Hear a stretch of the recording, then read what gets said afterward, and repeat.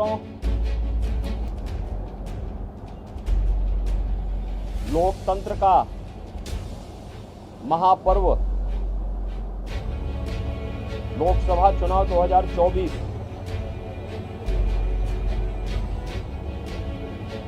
अंतिम चरण का चुनाव आज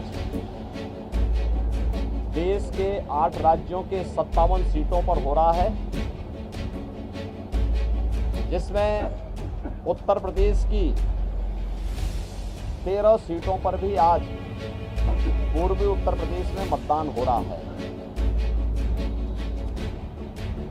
पिछले 2.5 महीने से अधिक समय से जो देश के अंदर आम जन की आकांक्षाओं को पूरा करने के लिए जनता जनार्दन की जो अपेक्षा थी, उसके अनुरूप विभिन्न राजनीतिक दलों ने जनता जनार्दन के सामने अपने अपने मुद्दे रखे, अपनी सरकारों के समय के कार्य और कारनामों को रखे। आज अंतिम चरण में 8 राज्यों के 57 सीटों पर मतदान हो रहा है। उत्तर प्रदेश की भी इन 13 सीटों पर, जो हमारी पूर्वी उत्तर प्रदेश में महाराजगंज, गोरखपुर, कुशीनगर, देवरिया, सलेमपुर, बलिया, घोसी, गाजीपुर, वाराणसी, चंदौली, मिर्जापुर, रावड़सगंज, ये सभी सीट्स हैं। इन सब पे इलेक्शन प्रारंभ हो चुका है। मौसम की विपरीत परिस्थितियों के बावजूद भी मतदाताओं ने जो उत्साह दिखाया है, मैं सबसे पहले उन सभी मतदाताओं के प्रति हृदय से आभार व्यक्त करता हूं, जिन्होंने लोकतंत्र के प्रति अपनी आस्था को व्यक्त करते हुए भीषण गर्मी में, टेम्परेचर इस समय 50 डिग्री के आसपास जा रहा है, जो संभवतः कई वर्षों के बाद और कई दशकों के बाद इस प्रकार की स्थिति हम सबको देखने को मिल रही है। लेकिन इस सब के बावजूद भी जनता का उत्साह कम नहीं है, बल्कि वह और भी मजबूती के साथ देश के अंदर नई सरकार गठन करने के लिए सरकारों के कार्यों का, कुछ सरकारों के कारनामों का अवलोकन करते हुए आज उसका मूल्यांकन कर रही है और उसके अनुसार मतदान भी कर रही है। हमारा मानना है कि देश के अंदर जो समर्थन प्राप्त हो रहा है, उसको ध्यान में रखते हुए हम कह सकते हैं कि 4 जून को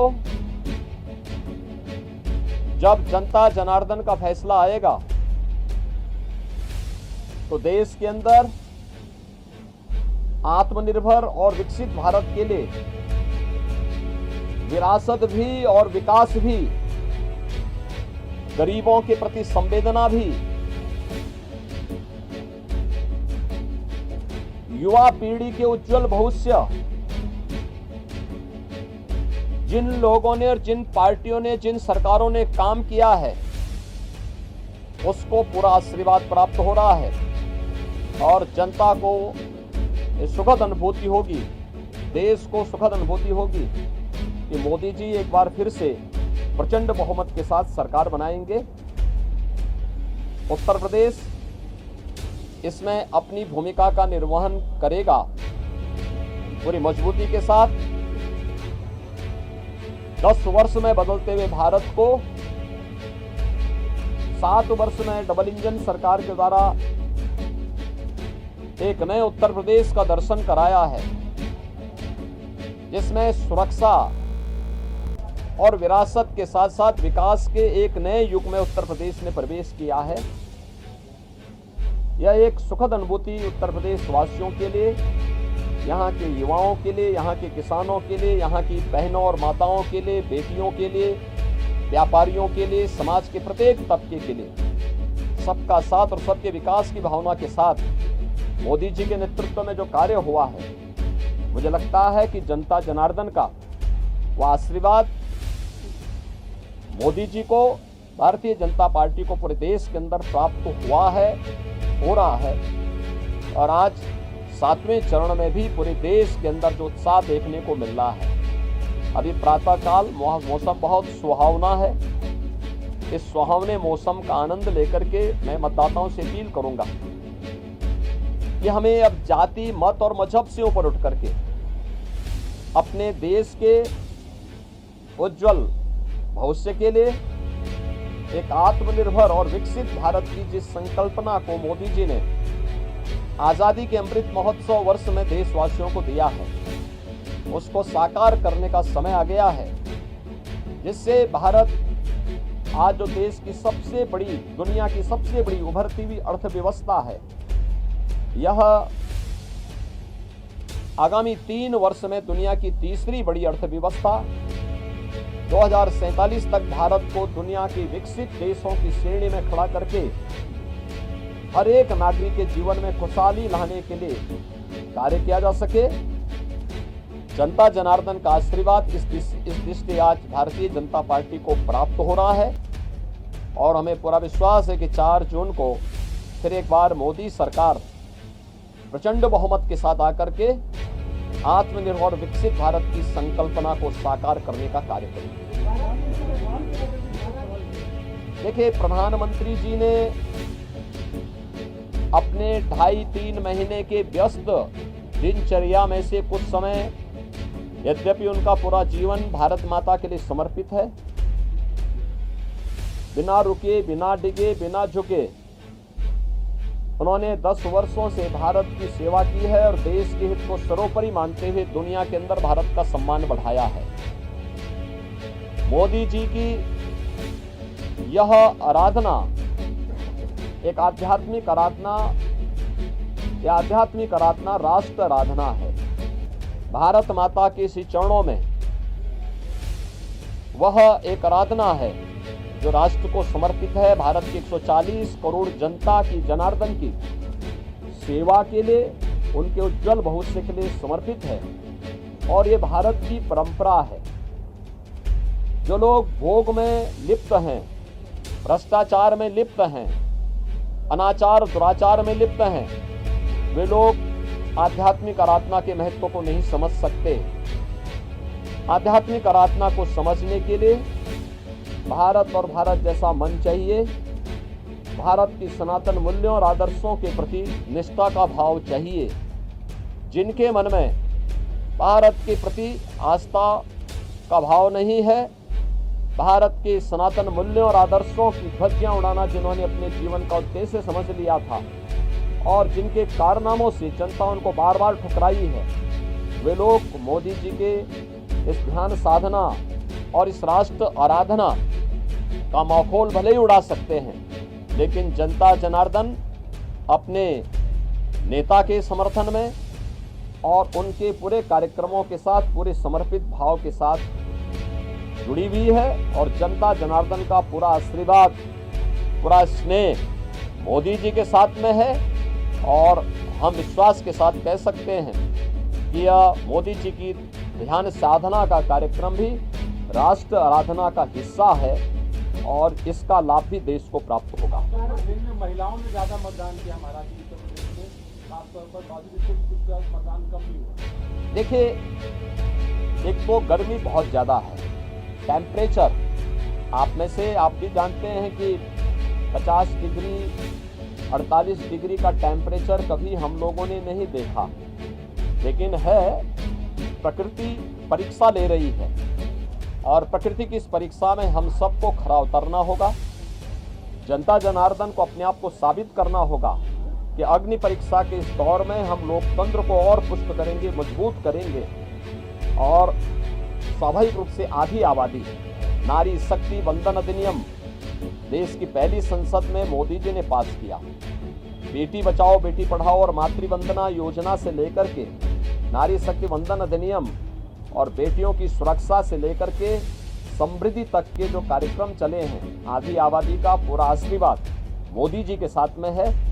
और हम विश्वास के साथ कह सकते हैं कि ये जो मत प्रतिशत आधी आबादी का, महिलाओं का खासतौर पर बढ़ा है, यह 100% मोदी जी के पक्ष में गया है।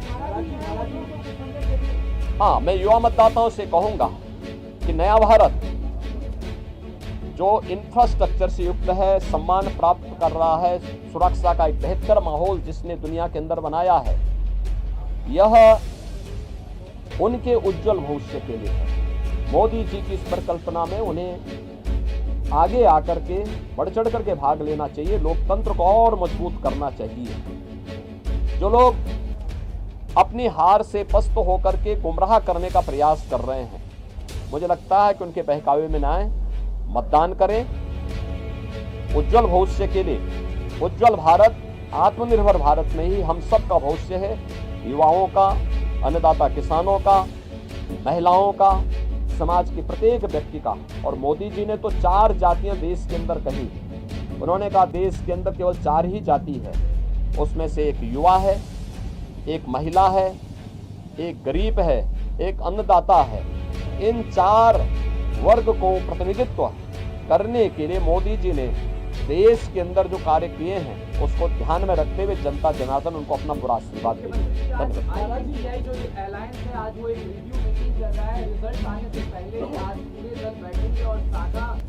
ये वे अंतिम बार बैठेंगे, क्योंकि 4 के बाद ये जितने दल हैं उतने उसमें फाड़ होने वाले हैं। दोनों एक दूसरे के ऊपर दोषारोपण करेंगे, एक दूसरे को गाली देंगे। अच्छा है उससे पहले एक बार ठंडाई पी लें, जिससे गाली गलौज कम हो।